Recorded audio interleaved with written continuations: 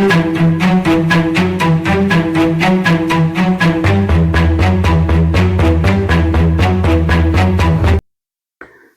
நிறைந்த நண்பர்கள் அனைவருக்கும் வணக்கம். இந்தியாவில் முகலாயர்கள் ஆண்ட காலங்களில் பல இருண்ட காலங்களும் உண்டு. இரத்தமயமான ஆட்சி ஏற்பட்ட நிகழ்ச்சிகளும் நடந்ததுண்டு. இந்தியாவில் முகலாயர்கள் ஆண்ட காலத்தில் ஜஹாங்கீர் மறைவுக்கு பிறகு ஷாஜகான் பதவியேற்றது ஒரு இரத்தமயமான இரத்த சரித்திரம். இந்த இரத்த சோகம் நிகழ்ந்ததற்கு பிறகுதான் ஷாஜகான் ஆட்சி பொறுப்பை ஏற்றார். மொத்தத்தில் ஷாஜகானுடைய தந்தை ஜஹாங்கீர் எப்படிப்பட்டவர் என்று சிந்தித்து பார்க்கின்ற பொழுது அவ்வளவு சீக்கிரம் ஜஹாங்கீரை திறமை இல்லாதவர் என்று ஒதுக்கி தள்ளிவிட முடியாது. மற்ற அரசர்களைப் போல இந்த முகலாய சக்கரவர்த்தியை சுலபமாகவோ சுருக்கமாகவோ கூறிவிட முடியாது என்று எல்லா வரலாற்று ஆசிரியர்களுமே கருத்து தெரிவிக்கிறார்கள். ஒரு விதமாக கூற வேண்டுமெனில் கோபம், மென்மை, கொடூரம், இரக்கம், நிதானமின்மை, நீதி உணர்வு, குழந்தை தன்மை, கலை உணர்ச்சி, கொலை வெறி இவற்றின் கலவைதான் ஜஹாங்கீர். அரண்மனையில் திடீரென்று நோய்வாய்ப்பட்டு இறந்த ஒரு பேர குழந்தைக்காக நாள் முழுவதும் ஜஹாங்கீர் அழுததுண்டு.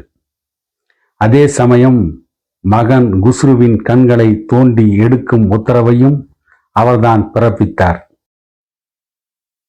அவர் காஷ்மீர் சென்று இருந்தபோது ஒரு மலர் தோட்டத்தில் மணிக்கணக்காக அமர்ந்து இயற்கை காட்சியை மெய்மறந்து ரசித்துவிட்டு பிறகு தன்னுடைய நாட்குறிப்பில் அந்த மலர்களின் கொள்ளை அழகை வைத்த கண் எடுக்காமல் பார்க்க முடிந்தது என்று ஒரு குறிப்பு எழுதினார்.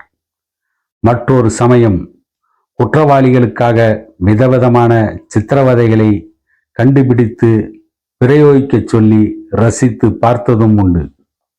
முதல் நாள் இரவு முழுவதும் கூத்தும் கும்மாளமுமாக ஜாலியாக நண்பர்களுடன் தோளில் கை போட்டு கொண்டு மதுவில் மூழ்கியதும் உண்டு.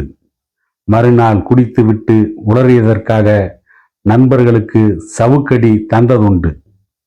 ஆற அமர்ந்து மொத்தமாக வரவு செலவு கணக்கு போட்டு பார்த்தால் அதிகம் ஜஹாங்கீருக்கு பலமே இருக்கிறது.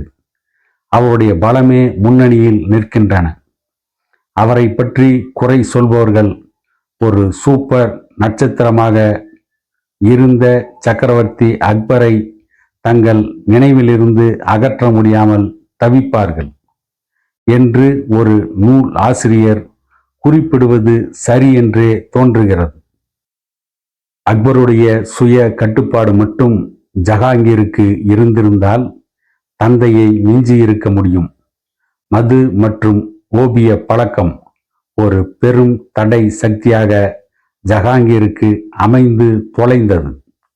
உதாரணமாக ஒரு நாள் முழுவதும் ஒரு லட்சிய தலைவனுக்குரிய சுறுசுறுப்புடனும் கவனத்துடனும் அக்பர் செயல்பட்டதால் அதிகாரிகள் பொறுப்போடும் பயத்தோடும் நடந்து கொண்டார்கள்.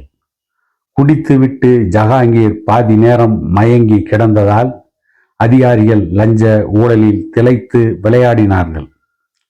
தனது 17வது வயதில் ஒயின் குடிக்க ஆரம்பித்த ஜஹாங்கீர் போக போக அது வேலை செய்யாததால் தனக்கென தனியாக தயாரிக்கப்பட்ட சாராயத்தை குடிக்க ஆரம்பித்தார்.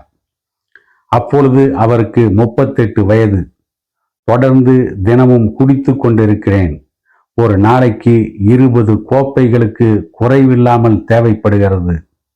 சில சமயம் மாலையில் ஆரம்பித்து பின்னிரவு வரை குடிக்கிறேன்.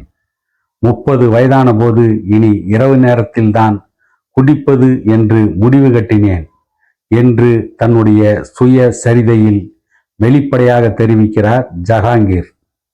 மருத்துவர்கள் இப்படியே நீங்கள் குடித்து கொண்டிருந்தால் இன்னும் சில மாதங்கள் தான் உயிரோடு இருக்க முடியும் என்று பயமுறுத்திய பிறகு 2 கிண்ணம் ஒயின், 1 கிண்ணம் சாராயம் என்று ஒருவித கலவையில் இறங்கினார் மன்னர். 40 வயதுக்கு மேல் மதுவின் அளவு ஓரளவு குறைந்தது என்றால் அதற்கு நூர்ஜஹானின் கண்ணீர் கலந்த வற்புறுத்தல் தான் காரணம். மதுவை தவிர ஒவ்வொரு நாளும் ஓபியம் ஒரு கை நிறைய ஜஹாங்கீருக்கு தேவைப்படும். இது இப்படி இருக்க புகையிலையை எந்த விதத்திலும் பயன்படுத்தக்கூடாது என்று ஒரு சட்டம் இயற்றினார் ஜஹாங்கீர். உடம்புக்கும் சரி மூளைக்கும் சரி அது மிகவும் கெடுதலான பழக்கம்.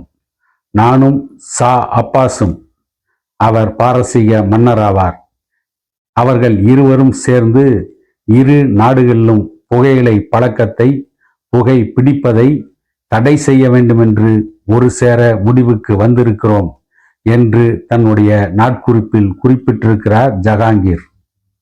பொதுவில் சக்கரவர்த்தி ஜஹாங்கீர் ஆட்சியில் மக்கள் துன்பப்படவில்லை.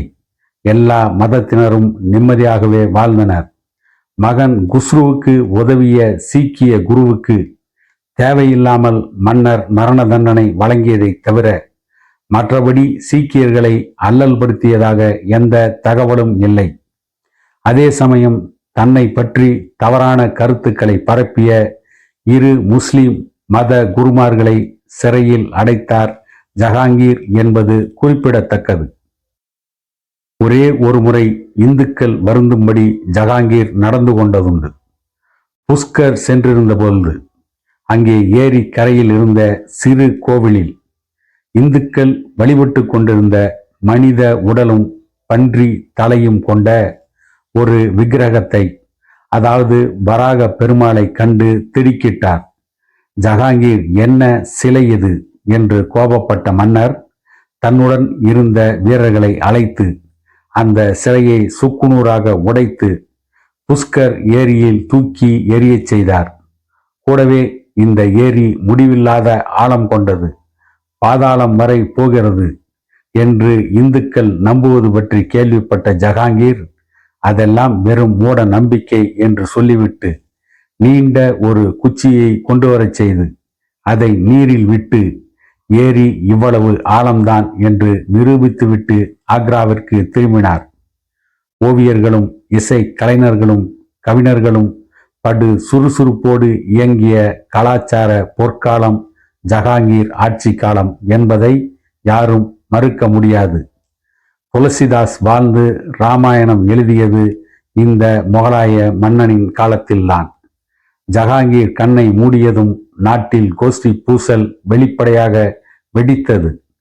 தன் பதவி செல்வாக்கு எல்லாமே கன நேரத்தில் கை நழுவி போய்விடுமோ என்று பயந்த ஜஹாங்கீர் மனைவி நூர்ஜஹான், ஜஹாங்கீரின் இளைய மகன் ஷாரியாருக்கும் நூர்ஜஹானுக்கும், அதாவது நூர்ஜஹானுடைய முதல் கணவருக்கும் பிறந்த மகளை மணந்து கொண்டவர்.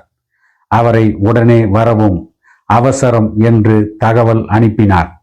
சிறுவயதிலேயே கும்மாளம் போட்டு சீரழிந்து போயிருந்த ஷாரியரை ஒரு விதமான பெரும் நோய் தாக்கியிருந்தது.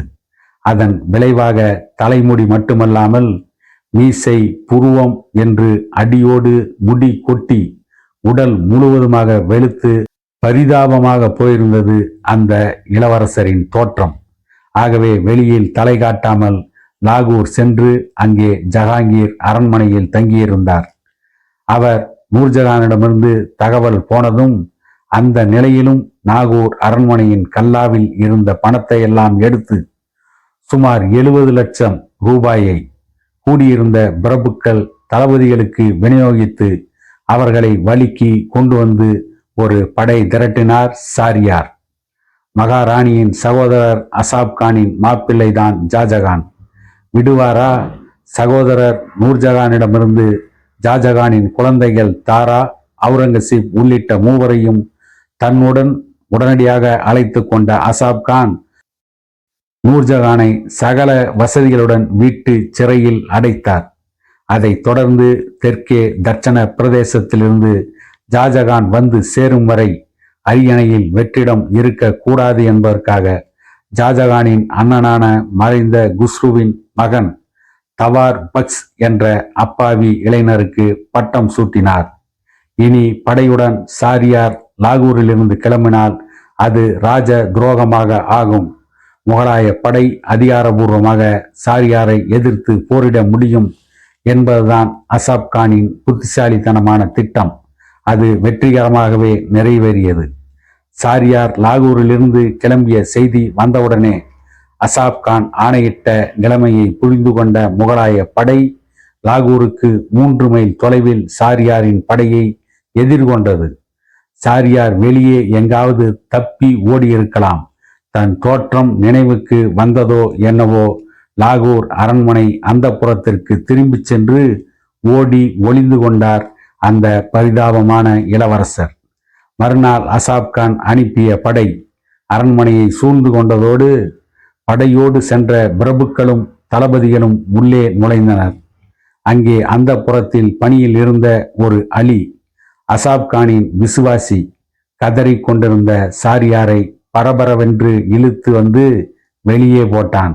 அந்த அடிமை அசாம் கான் தளபதிகள் சாரியாரை சிறையில் தள்ளினார்கள். அந்த இளவரசரை 2 நாட்கள் கழித்து அசாப் கான் சொல்லி அனுப்ப சாரியார் கண்களை வழக்கமான முகலாய சம்பிரதாயப்படி கண்ணை தோண்டி எடுத்து விட்டார்கள்.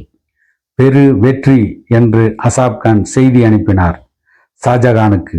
ஆக்ராவை நோக்கி வேகமாக முன்னேறி கொண்டிருந்த ஷாஜகான், நம்முடைய புதிய ஆட்சி மலரப்போகிறது. தம்பி, அண்ணனின் மகன், சித்தப்பா மகன்கள் இவர்கள் தற்போது வெறும் நெருஞ்சி முட்களாக இருந்தாலும் எதிர்காலத்தில் பெரிய பிரச்சனைகளாகவும் உருவாகக்கூடும். இவர்களை உயிரோடு விட்டு வைக்க வேண்டியது அவசியம்தானா என்று ஒரு கடிதம் எழுதி அதை வீரர் ஒருவரிடம் தந்து விரைவாக முன்னதாகவே ஆக்ராவுக்கு அனுப்பினார். அதை படித்த உடனே அரியணையில் இருந்த தற்காலிக பொம்மை இளவரசர் தவார் பக்ஸ் மற்றும் ஷாஜகானின் சித்தப்பா மகன்கள் எல்லோரையும் பூண்டோடு மேல் உலகம் அனுப்பி வைத்துவிட்டு ஷாஜகான் அரியணைக்கு நிம்மதியாக நடந்து செல்ல இரத்தின கம்பளம் விரித்து வைத்தார் அசாப் கான். பிப்ரவரி 4ஆம் தேதி ஆகஸ்ட் 1628 ஆக்ராவில் ஷாஜகான் முடிசூட்டு விழா கோலாகலமாக நடந்தது.